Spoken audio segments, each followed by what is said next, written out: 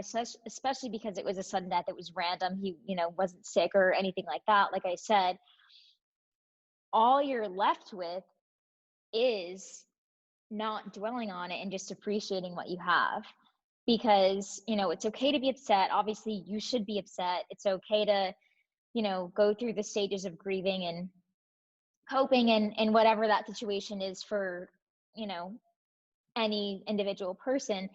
But at the end of the day, you can't change it. You can't make it different. You can't go back and undo it. So the best that you can do for yourself is to, like I said, grieve, cope, do what you have to do, and then, continue to live your life in the best way that you can for yourself, and just to appreciate, the 100 things that you do have, instead of dwelling on one, negative thing that happened. Well, Elena, it's great to see you, and welcome to the Great Matters podcast. And it's been, a little over a year since we last saw each other. I know we've kept in touch since, but it's been, a little over a year now. Yeah, it was last April, I think. Yep. Yeah. And so before we dive into the things, I know we were just chatting earlier about some topics we wanted to discuss, some things that you're passionate about, some things have changed for you since we last talked. You've graduated now from college, all those good things. So before we get into that, can you just give a little background of, your story from beginning to now, what led us, connecting, and just go from there? Okay. So I, like you said, just graduated from college, University of Florida, originally from Rhode Island, so right by where you're from. And I take don't think I knew that. Really? Yeah, unless you told me and I just kind of just missed it or forgot. I didn't know that you're from up there. All right. I think maybe the very first time we met, which was, there's a lot of things obviously to keep up with and remember when you're first meeting someone. Um, but yeah, so I guess sort of my point in mentioning, my, I guess, traveling for college is that I've always wanted to, I guess, take minor risks, opportunities, take advantage of what I could, going far for college, doing something different while I had the opportunity to not be tied down to, living here forever. So I studied business. Once I kind of learned the ropes of the business school, took a great interest in entrepreneurship and innovation and things like that. And so that's sort of, I guess, the beginning of when, or I guess how you and I were able to meet through one of the business organizations on campus that I was involved in, that you were able to come and speak to. And my involvement with that has been, or the goal, I guess, through my involvement with that has been to influence younger students, to help them see really all of the opportunities of what they can do with their lives. Because, as you know, a lot of people are sort of, don't stray off the beaten path. And so my involvement in that, and having you come in as someone to share your story and be able to share how you did go off the beaten path and how you were able to create such a great life for yourself in doing so, and learn so much. So I've continued my love for education, helping younger students through the, I guess, jobs that I have now. I do a few things.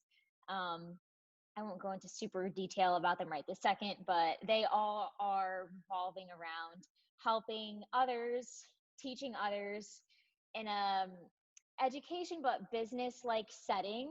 I guess you could summarize it as so influencing those people to bring their best selves to work, to understand themselves, to be self-aware, to understand what they can bring to the table and how to best articulate that and use that with others to work together and be successful. Yeah, no, I love that. And High so, level overview. yeah, no, that was great. And so, something that you meant, or a few things you mentioned, we're going to talk about in a little bit, but the whole path and creating your own path is what comes to mind for me.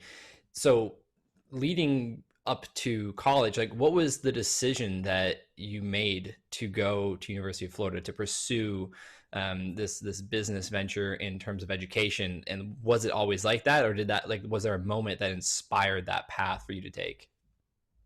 So I guess I'll start by saying I've always been very indecisive whether it's not knowing what I want to order at a restaurant or, just the simplest things. I've always been very indecisive. So it's, kind of funny that I ended up taking this big leap because usually as a younger kid, would play it safe. So, I'll be honest and say the reason I even started looking this far to go to school was because my mom's sick of the cold and wants to move to the warmth. So she started getting me thinking about doing that. And then I had a couple of friends that also had traveled far for college, and I spoke to them more about it to kind of see what they liked and what their experiences were. And in learning more about individual people's experiences, traveling to these schools myself, fortunately having the opportunity for my family to come with me and be a part of that process, I realized more and more that if I had the privilege to have the opportunity to do something new and different, especially compared to most of my peers weren't really doing that, that I should take the opportunity when I can. And more than anything, it was just a great learning experience, aside from the formal education, obviously, but being able to, or having to be more independent because you're farther from home. And it's, to me, it sounds, I guess, more trivial now, but when you're in the moment and you're an 18-year-old kid and you're, being out on your own for the first time, generally speaking, um, it's quite invigorating, I guess I would say. Yeah, no, I definitely relate. I was about 17, yeah, Hmm. like towards the end of being 17 when I moved from Massachusetts to North Carolina, Yeah. and you went Yeah. from Rhode Island to Florida. So I definitely understand there was definitely fears and like overwhelm Right. and all these like what ifs being on your own, literally, leaving your family after 17, 18 years, being supported, and now having to fend for Hmm. yourself, so to speak. But what was the mindset like that led you to making that choice? Because so many people in my position may have said what I did was risky. There Hmm. was not much success to be seen, and for you, there's so many people that would have just not left their state or their town even. But you Hmm. had this vision to go very far south of Florida with these different intentions. So what was the mindset, or like what was the intention with picking UF as a destination, leaving Rhode Island? I guess overall, I would just say open-mindedness and wanting to be open to the possibilities of what could be. UF specifically, when I came down and looked at UF, there's no other way I can describe it than it just felt right. It just felt like, and again, this sounds, kind of cliche, kind of mushy, I guess, but just visiting, it just felt like this is where I was supposed to be. And the school is very big and intimidating in some senses, but along with it being such a big school is that there's so many endless opportunities. And back to my comment about being indecisive, I didn't know what I wanted to do. I had no idea. I barely knew what I liked, never mind picking a major. So I liked that I didn't have to know what I wanted because they offered pretty much anything anyone could ever want to study. So I loved the fact that I could be open-minded and that I knew I could bring myself or take myself anywhere where I wanted to be. And there were just so many opportunities for self-discovery, for self-awareness that the university provided me. And again, you have to be willing to take advantage of those opportunities. But through doing that, I think I was able to learn so much because of everything that there just was to offer. It just felt like a community that wants to push people to do what they were meant to do, I guess. I don't know. I'm being a little bit arbitrary, but I No, I can't. love it. It It's makes hard to sense. pinpoint. It's Yeah. very hard to pinpoint. Well, you said it felt right, and it's hard to explain in language and verbal context like what that feeling is. And it makes sense if anyone's ever had a feeling, whether they trusted it or they've ignored it, there's been an outcome, and either good or bad. That feeling, it's a form of communication. It's just verbally, it's hard to explain, but I get it, and I think the people listening, if they can relate to an experience that they felt right or it felt wrong, and they made a decision Mm. either way, they Mhm. can definitely relate. Mhm. And so, yeah, Hmm. no, that makes total sense. I've been learning as I've gotten older to not ignore those feelings, because there was times that led me down my path where it just felt right. And I didn't really know what I was doing, but it felt right and it worked out. Hmm. And then later into my 20s, when I, quote unquote, retired from BMX, still so weird saying that at my age, but retired from my career in BMX, it was a feeling that compelled me to make a decision Right. that was very unsure, very, there was just so much unknown, but it just felt right. So I definitely understand. So you mentioned being indecisive. I can relate to that too. Um, but you said you have felt good in that sense of so many opportunities. What were you, or I guess what was your major when I met you a little over 2 years ago? It was April 2018 when I came to that class. What was your role with that class, but also like what led you into that major, and specifically what were you doing? Well, this is an interesting answer. So, 20, or what did you say? Eight, hold on. It was April 2018. That's when I Okay, came, at so least. that was when you spoke in a class. I wasn't in that class. I met you Oh, did fall I 20. met you the next year? Yeah, because Oh, when Ben was Ben in the invited me class back. that, That's right. right, right. So I Oh, I wasn't in thought you that were at the class. original class that Ben was at. I wasn't. I wish I was, but I wasn't. So I met you the following fall, which is Okay, my yeah, that's right. senior year. My fall 2018 was my senior year of college. So by then I had a had to have a major. So I graduated with a business administration major. And again, out of all of the options within the business umbrella, once I decided I wanted to be business, then it's like, okay, well, what kind of business? And to be truthfully honest, I picked business administration because what's the most broad option I can pick? Business administration. I still didn't know exactly what I wanted to do. And that's one thing that I tell students now is that as long as you can figure out what you like and what classes interest you, you don't have to know what you want to do in 10 years. But if what you're doing is enjoyable and is feeding your brain and you like it and you think you can make a career out of it in some way, then you know that you're on, the right path to an extent. So, um, I graduated with a business administration degree. And since then, I've learned that, I like management, I like people, like I said, helping train or coach younger students on what it is that they're trying to do. And, the beauty, I guess, of even any business major that I hadn't really thought about is that, and even a lot of other majors outside the business school, a lot of people don't do exactly what they majored in. So as long as, like I said, you're picking something that you like and that can do something with, you'll learn the other skills and abilities that you need to learn in order to be successful in that. So I think I kind of went off on a little bit of a tangent with No, what no, that's you were great. asking me. No, that's great, and that's definitely something that I try to share. Is I believe there's a place for formal education depending on what you want to do, but I also see so many people that I have personally known, so many people I've met, or so many people I've seen from a distance, kind of conform to other people's perspectives and beliefs of going and doing something they don't enjoy just to be a part of societal standards. And I think like you saying, you picked something that was broad, it actually worked out well for you because you're able to play around with it. But something I've Hmm. learned, I didn't even finish high school. I got my GED, and I've become really passionate about education in other terms, and I have other certifications and things like that now. But Hmm. even what I'm doing today is so different in terms of a Hmm. physical action and day to day than when I was competing as a professional athlete. That was a very unconventional route to take in BMX. It wasn't a school sport. There was no degree I could get with a scholarship that awarded me this financial aid and things like that. But I think it's really important what you said, that to be open, to follow Hmm. something that you love or something that you're very interested in, passionate, but be open to change. Because Hmm. at 17 years old, when I started my professional career as a BMX athlete, I never imagined today I'd be doing what I'm doing, let alone passionate about something that has Hmm. nothing to do with BMX.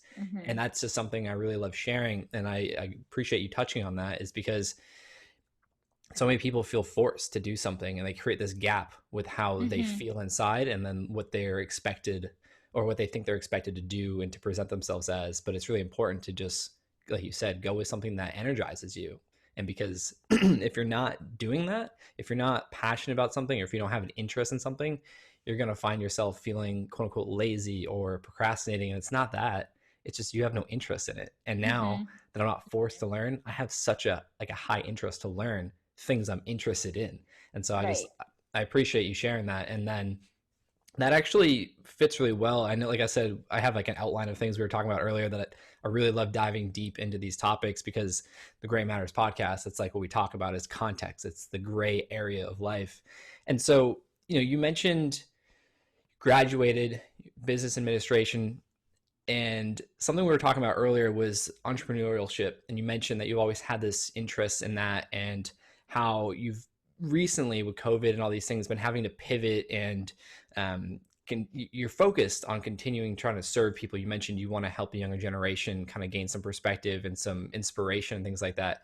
How has it's been what, about a year now since you graduated, and COVID's been what, I mean, in the States, at least stay-at-home order has been like 3.5, 4 months or so, Mm-hmm. depending on where you live, I guess, in the States. But so talk about that. Like, let's dive into this pivot that you're talking about and this entrepreneurship kind of aspect coming together.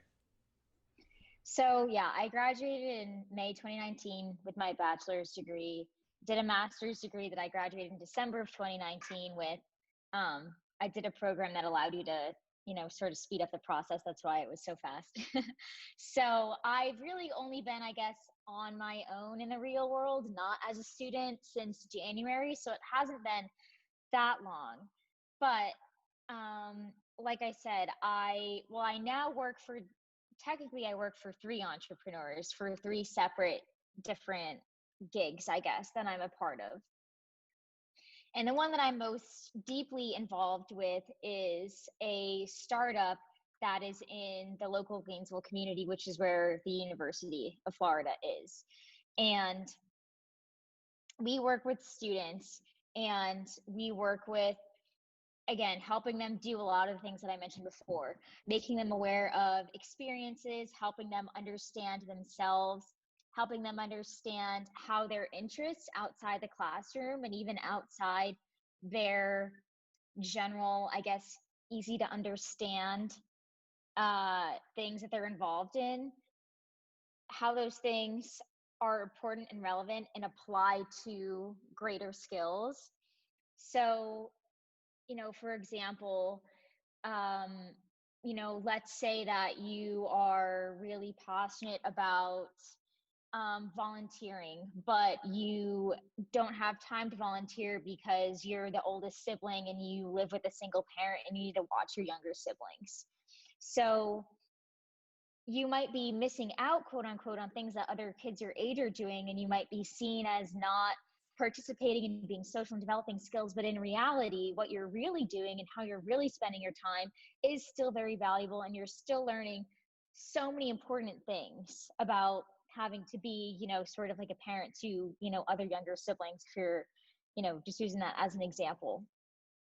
So we're helping give them experiences and teaching them how to articulate anything that they do and what they're learning from it. So, for example, managing people, if you're watching your siblings, communication, if you have a 3-year-old and a 6-year-old that you're trying to babysit, or, getting to do homework, maybe, for example, the way that you're going to communicate with them is very different. And so the point is that you're learning things no matter what you're doing. And especially during COVID, it's a lot harder to have these, first of all, in-person interactions with them, because that's just not happening. We're not getting to visit students at the high school that we typically visit in Gainesville, since school isn't in session. So we're trying to provide them with different online resources and webinars and things like that, so that they can still replace the gap of what was I learning in person that I'm no longer learning in person because I'm stuck at home. But these things are still important to learn. So I still need an avenue to be able to learn these skills and these things. So, it's very hard trying to, again, keep up these relationships and be interacting with students and impacting them, because we all know that human nature and human connection is best formed when you're sitting in front of someone. And it's not impossible to do that when you're on a video or on a phone call, but it's a lot harder to make the impact that you would like to make. And so for me, a challenge that I'm facing and trying to work with right now is doing just that. How can you still empower and impact people in the way that you want to when all of a sudden the resources and the channels in which you're used to doing it are different? Yeah, yeah, for sure. I definitely appreciate face-to-face contact, and I mean, video is the next best thing, but not everyone has access to that. Not everyone can do that. Maybe some people can, but they don't even have a Wi-Fi signal or things like that. So there's definitely challenges there. Now, what have you been experiencing with, because for Florida, it's been what, 3 months now that you guys have had stay-at-home orders, or has it been a little less than North Carolina? I think it was Four. like, oh, okay, I was like, it was middle of March here in North Carolina when it kicked in. Yeah, it was about middle of March, maybe end of March, middle of March, right around St. Patrick's Day, I remember. Okay. Um, So yeah, what like how has that changed? I know like you just mentioned the interaction face to face and then these challenges. Like what have you been seeing working? Like how have you been pivoting in terms of how you communicate with these people and, create that connection? well, like I said, we're trying to offer students more online resources like webinars and videos and things like that, where they can learn things like personal branding, how to write a proper resume, and like I said, properly articulate what you're good at and things like that.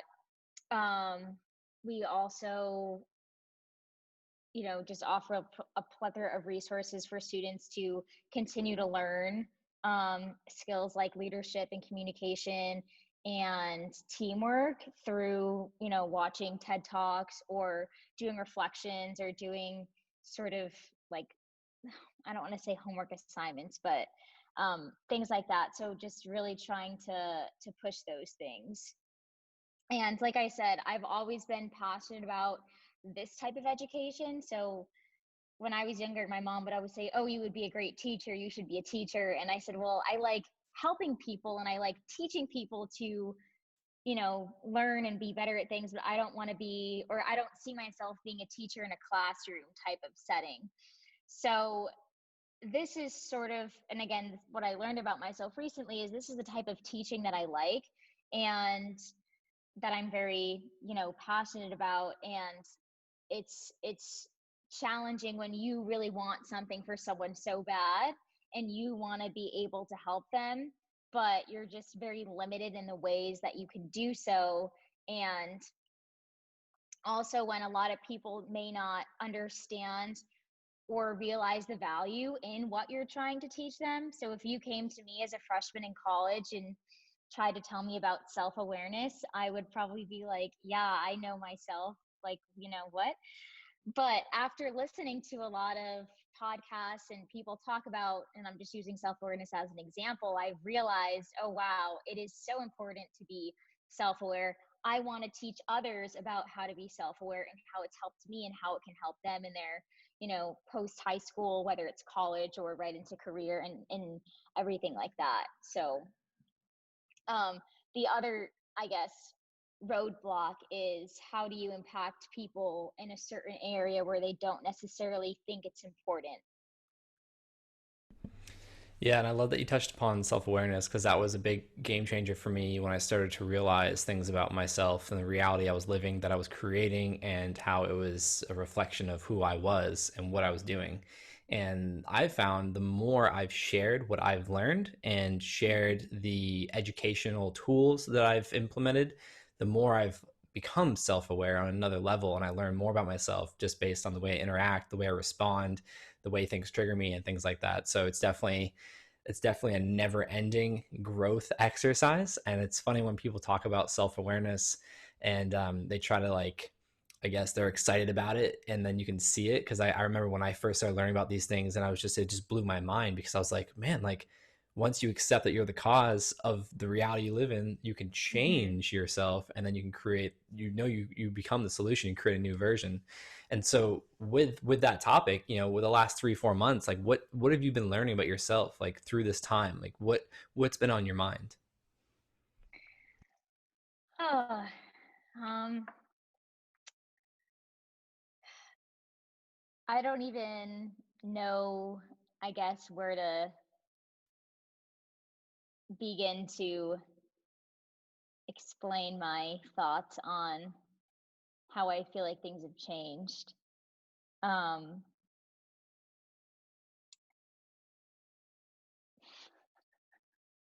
that's kind of hits deep. I mean, there's no right or wrong answer. Whatever comes out, I mean, it works.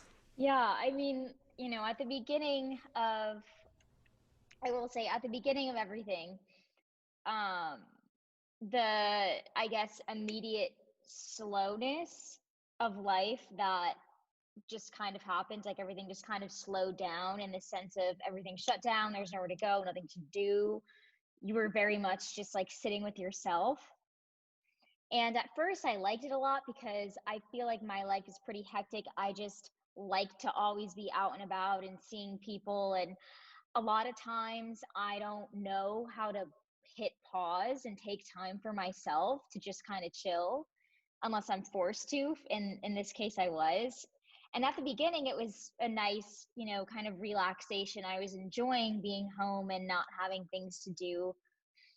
Um, and as time has gone on, I've definitely more recently, within the last week or so, have thought more about how have I been spending my time while I now have so much time.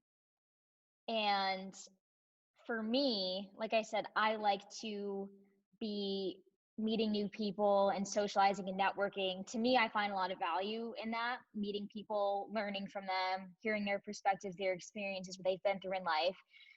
To me, that's one of the greatest ways you can learn. And without having a physical outlet to do that, you know, not that you, I don't ever want to say you can never do anything in one way, but it's not as easy, obviously, for that to happen at home. And I've sort of reserved my free time in doing that. And so now that I've gotten over the period of, okay, I'm relaxing, and now that it's like, okay, it's been a while, and auditing the way that I've been spending my time in the last, I don't know, month, few weeks, I think I need to think more and kind of do an audit about how I can better gear the time that I do have in a way that I think is meaningful for me and for what I want to continue to do for myself. Does that make sense? Yeah, no, it makes perfect sense. It's funny that you mentioned that because that's something I resonate with through this time. Taking a step back, not being on a plane every other weekend and not being out and seeing people and doing things and always being busy, I learned that I had like this weird addiction to stress that I think a lot of human beings have, where we find ourselves distracting ourselves to stay busy and it's hiding us from looking within. And so a lot of the time I've had to reflect lately has shown me different pieces of myself that I was avoiding and different, learnings and like aha moments. And then I've turned that into constructive, like, I don't know, output. And I've been sharing that and diving more into it. And it's been making a lot of connections for me and it's been helping me ease the stress and to focus on things I can control rather than worrying about things I can't and then being busy all the time to avoid dealing with my emotions and things like that. So I definitely get it, and that's something that I'm really passionate about learning more about myself and having conversations with others, is because until we stop and then take a look within, we don't really know ourselves and we're just on autopilot, and it's just a conditioning snowball that just keeps getting larger and larger and more stuck in our ways until something like this happens. And I learned that through injuries with my sport. It's like you get injured, you're out a couple of weeks, a couple of months, and then all you do is think about what you want to do, and then you start assessing what you're going to do better, how you can become a better person, how you can heal quicker and change your mindset and look at things differently. So I've talked to a lot of people that have had similar transitions through this COVID pandemic, and just, at first being super stressed out, being, sad, worried, and then learning more about themselves throughout it. And then having this deeper sense of calmness and acceptance, but also, just surrenderance. Is that a word? Surrender? surrenderance, Yeah, surrenderance I know. to, yeah, it's being able to surrender to the unknown and moving forward and just working on creating the best version of ourselves, so that way we're not attached to any physical outcome or physical thing to create the sense of being that we want to be.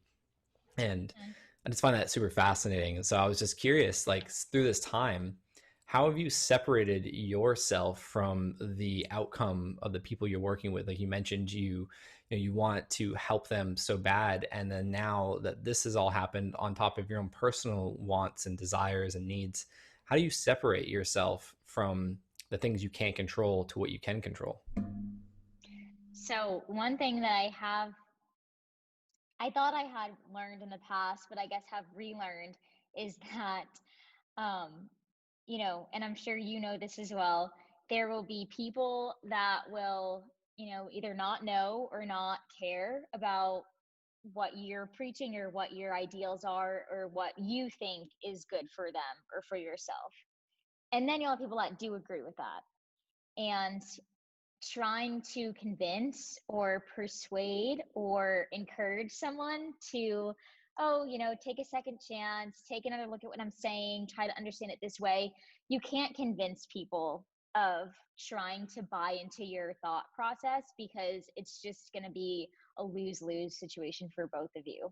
So rather, everyone's time is much better spent when you are using your energy and putting it into situations where both parties are on the same page and agree that self-awareness is important or open-mindedness is important. So it's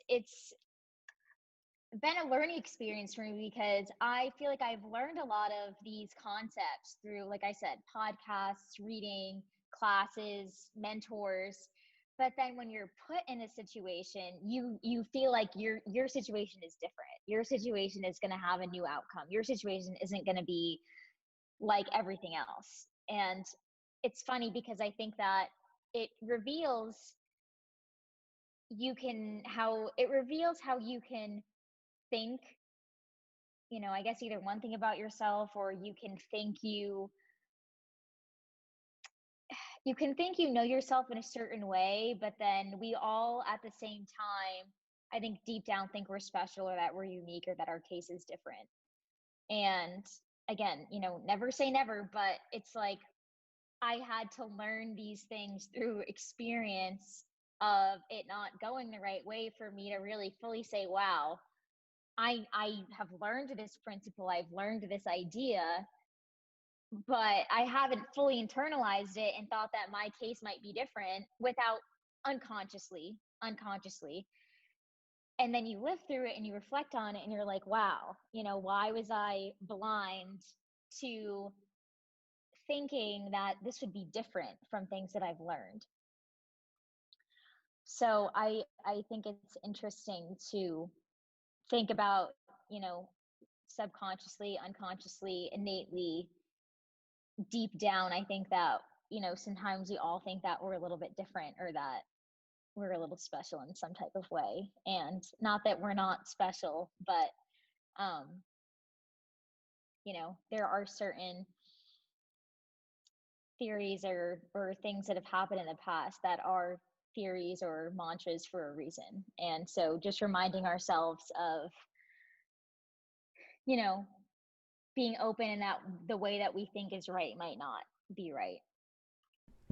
Yeah, I think that's a huge topic of like opening your mind to new possibilities and not closing yourself off. And I was reading an article the other day about cognitive dissonance and how it pertains to COVID right now and different pieces of information. And then you can take that into like Dr. Joe Dispenza's work about the unconscious mind and the programs we run and all these things. And it's like when you can't separate yourself from your internal beliefs because that's where your energy is, no information that's not equal to that energy is going to come in. And so if you're trying to, like, and I went through this my first years learning about nutrition and like, helping myself improve my health and my performance. And I just felt compelled to share all these things, but I wasn't communicating with a sense of like resonating with the other person on the other side. And it could have been a friend, it could have been a family member or a stranger, but because where I was coming from a fear-based position and they maybe weren't, I wasn't communicating correctly. I wasn't understanding where they were coming from. And so, like you said, like the more you start learning about yourself, you start to understand yourself, you begin to understand we are all very unique and special, but not unique and special that we're any different than one another on like Right. a deeper level. Like I just had a conversation with a gentleman yesterday who's a very successful CEO of a biotech company out of here in Raleigh. I met about 8 months ago and we just reconnected. You know, money is not a problem, business not a problem, all these things. And then we started talking about all these other things. And I was like, I just was laughing. I was like, I'm sorry to laugh at your frustration, but it's just unique that you and I have the same challenge. And it just reminded me that no matter where you're coming from, no matter what you look like or what you do on a human level, we all experience the same emotions, the Yeah. same fears, and the same just parts of being a human being. So I love that you mentioned that, but I also think it's very important, like I said, to understand yourself. And Hmm. rather than trying to be understood, something I'm learning is try to understand other people. And that's why Hmm. I wanted to start bringing guests on the podcast. And, whether it's someone I know like yourself, or I've talked to people I have no idea who they are, I just reached out on Instagram and we had a cool Yeah. conversation. But it's because I want to understand more people, because the more I can understand other people, other people's language and perspectives, and I internalize that with my own, program that I've been running, my own autobiography and scripts and all this, and I can start to Hmm. change. And that's just something about information coming in. You can either go through door A, which is going to be your door, like that's the way you're going, that's the way you've always gone, and you're not going to take in any information that's new. We can go through door B, which is an open mind. Like, let's see, let's Hmm. take out the map today, and instead of going left, let's go right and see where I end up. And that's going to create so much different perspective, different reality. And there's no way to argue that. Like, you can't make a different choice and get a different outcome. It just doesn't work. So I love that you mentioned that. And something also we were talking about was in regards to COVID and perspective and being open minded. What is your take on how it's being presented right now versus what you and I are very passionate about what you can do to maybe prevent things from happening, prevent things from escalating, or just get rid of the fear when it comes to these things? What do you mean? In terms of, So I guess just like what is your perspective just to start with on how the information is being presented right now, and what are you witnessing from people's reactions to it, maybe your own reactions to it initially, and how it's changed? do you mean on COVID itself or how COVID is affecting people? I'd say just wherever you want to go. Yeah. Okay, so in the beginning, again, and I think my perception of of the beginning of COVID and how I felt is probably very different from how a lot of other people felt. Because, and of course, aside from the tragedies and people getting sick and obviously all the terrible things that are happening, um, I saw it for myself as a way to kind of decompress and take time to relax, and obviously didn't realize that it was going to go on for this long. Um, and of course, my mindset around the lack of things that I'm able to do has certainly changed. But the one thing that has um, sort of, I don't want to say frustrated me because, I understand why people are thinking this way, but one thing that I guess I had hoped people would view in a different way is viewing the advantages of what COVID has brought to us. So, like I said, despite, there's bad things happen, people getting sick and everything like that. But in every bad situation, I always try to look for something positive or something that has revealed itself as a potential advantage or something that I can do that's different. Again, being going back to the perspective of being open-minded and things like that. And we all have things that, oh, a New Year's resolution, or oh, I wish I did this year, or oh, in my 20s I've always wanted to, start a blog or something like that. And it's a little bit upsetting almost to see that, okay, all, events, things that you're going to is on pause. Most people do have more time in their schedules, and people are still not taking the opportunity to do the things that they've said that they've always wanted to do. And I you know I do think that there is so much room, um and so much opportunity to spend time with yourself and to spend time with whoever you live with, your family, your significant other, your kids. And there is so much value that people either are not seeing or are not taking advantage of through not being able to do a lot of other things. And on, I guess, a little bit of a more deeper level, think back to, way back in history at the beginning of time. Like, what did people do when they couldn't travel, when they didn't have technology, when they couldn't do all the things that we can do today just because we're lucky enough to be living in this time period? All they had was each other and their bare resources and things like that. And we're only so devastated because we have all these things that we no longer have to an extent. And for me, I think people should default back to, being grateful and appreciative for what you do have when all the luxuries, for some, obviously all these things aren't luxuries for everyone. People are, losing jobs, which again is bad. But from the lens of looking at it from an entertainment standpoint, we need to just be more grateful for the things that we can count on, the things that we know we'll always have.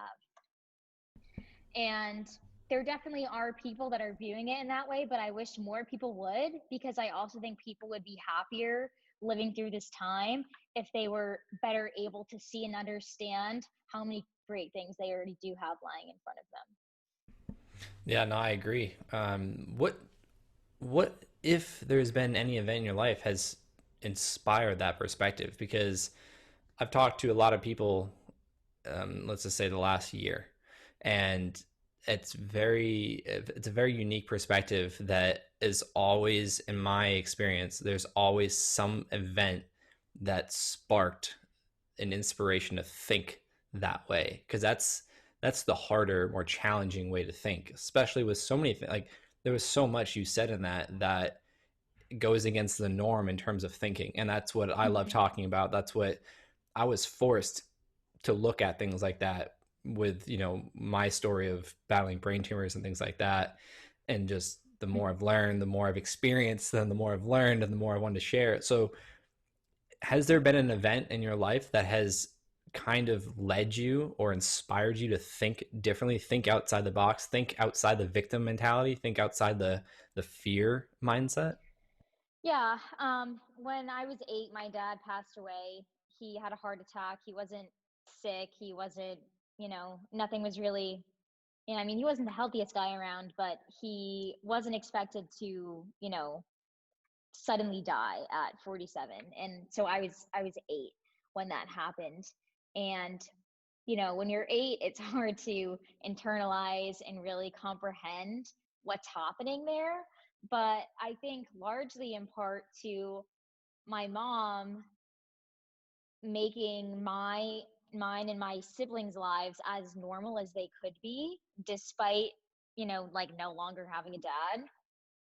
And I don't think there was anything she might have particularly said or done, but I do think that the way that my life continued to be after that event has led me to have this mindset.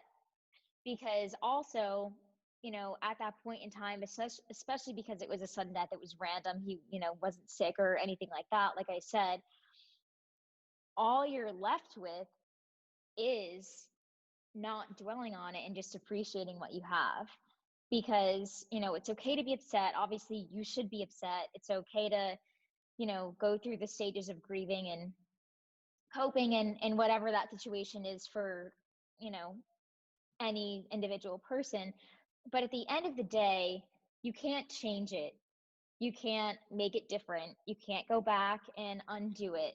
So the best that you can do for yourself is to, like I said, grieve, cope, do what you have to do, and then, continue to live your life in the best way that you can for yourself, and just to be appreciate, the 100 things that you do have, instead of dwelling on one, negative thing that happened.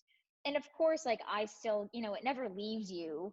You never are never sad about it again.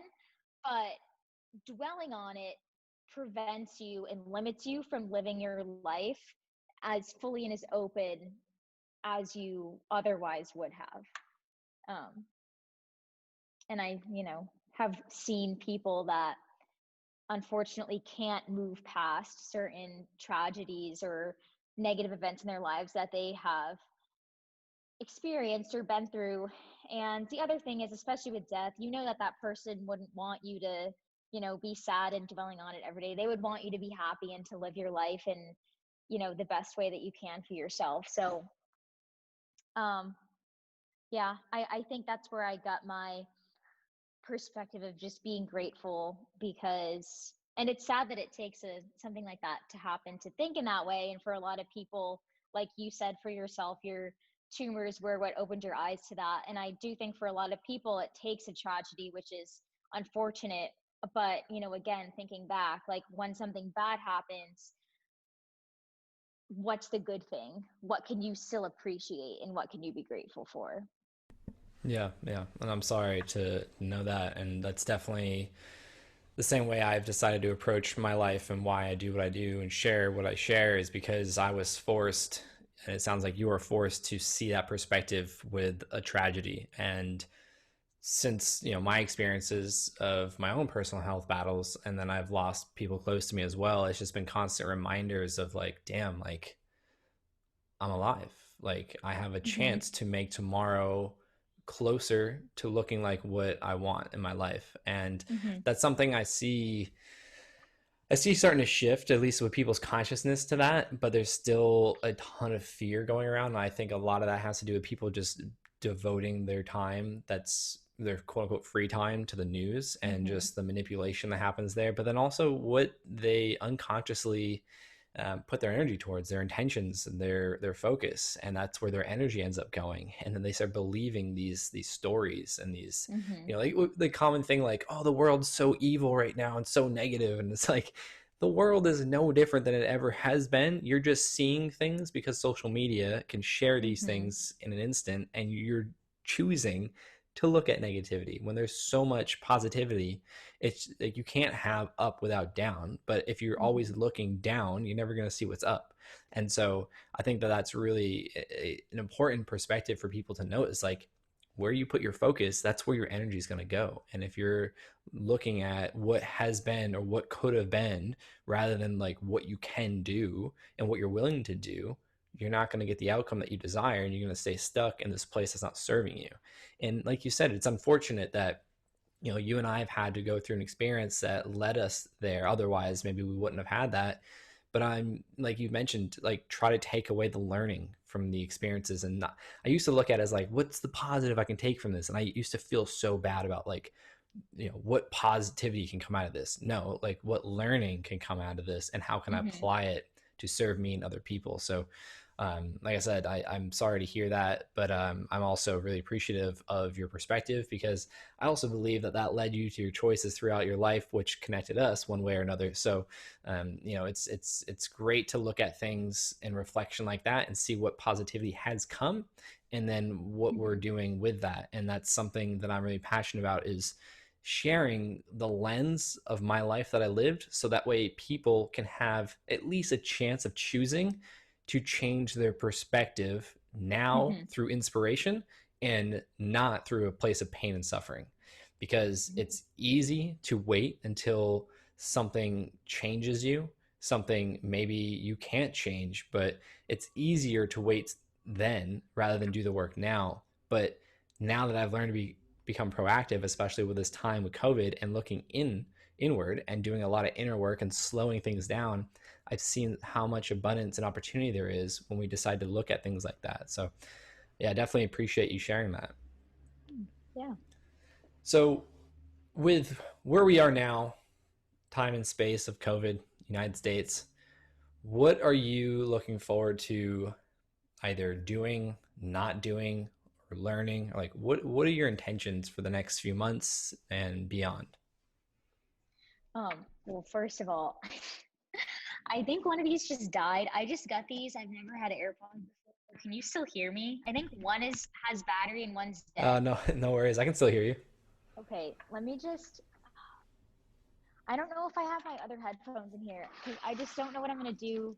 If they both die, can I talk without them, or is that like Yeah, I would can that still hear work? you fine. Okay, okay. I don't have my other ones. I'm sorry. No, I'll no worries. just tell me if you can't hear me anymore. Um. So okay, so going back to what I mentioned before about people saying that they have wanted to do XYZ and haven't taken the advantage on it before COVID and now during COVID, people have more time. So there's less of an excuse to not do those things. For me, I've always wanted to build a personal website.